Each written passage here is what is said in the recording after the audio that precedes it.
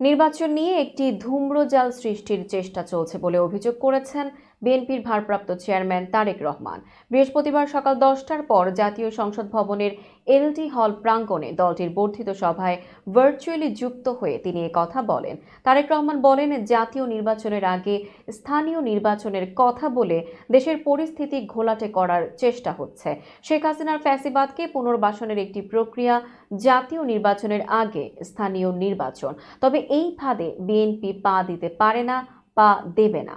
এ সময় দেশের বিরুদ্ধে ষড়যন্ত্রের বিষয়ে সতর্ক থাকতে দেশবাসীকে আহ্বান জানান বিএনপি ভারপ্রাপ্ত চেয়ারম্যান। তিনি বলেন, কোনো উপদেষ্টার বিভ্রান্তমূলক বক্তব্যে স্বাধীনতাকামী মানুষ বিভ্রান্ত হচ্ছে। অন্যদিকে খুন খারাপি চলছে দেশে। আইনশৃঙ্খলা পরিস্থিতির ওপর নিয়ন্ত্রণ প্রতিষ্ঠা করতে পারছে না সরকার।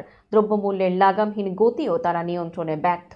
এ সময় নির্বাচন কমিশনকে নির্বাচনের জন্য প্রস্তুত রাখার আহ্বান জানান তারেক রহমান। তিনি বলেন, নিরপেক্ষতা অন্তর্বর্তী সরকারের বড় পুঁজি, কিন্তু তাদের নিরপেক্ষতা নিয়ে জনমনে প্রশ্ন উঠেছে। অন্তর্বর্তী সরকারকে নিরপেক্ষতার বিষয়ে আরও সতর্কতা অবলম্বন করতে হবে।